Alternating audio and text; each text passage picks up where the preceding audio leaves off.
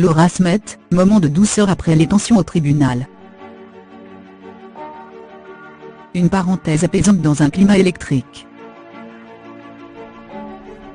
Laura Smet ne se trouvait pas au tribunal de grande instance de Nanterre vendredi 30 mars, pour la deuxième audience concernant le dossier de l'héritage de Johnny Hallyday, dont elle a été écartée.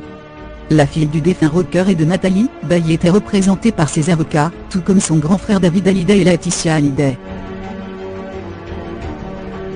Au lendemain de ce nouvel affrontement judiciaire marqué par de vives tensions, Laura Smet est apparue sur les réseaux sociaux.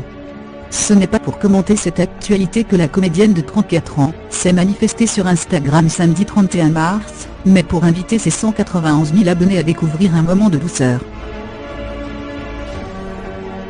Elle a ainsi posté une vidéo placée sous le signe de Pâques, dans laquelle un artiste dont le nom n'est pas mentionné crée de ses propres mains un décor composé d'un panier et d'un lapin, le tout avec ce qui semble être du sable. Un peu de douceur joyeuse et Pâques, commente simplement Laura Smet en légende. Ces quelques mots ont suffi à lui valoir de nombreux messages de soutien. Surtout des tonnes de douceur pour vous Laura, on t'aime Laura, bon week-end de Pâques même si l'on ne vous connaît pas, nous pensons à vous Laura, David, Nathalie et Sylvie surtout.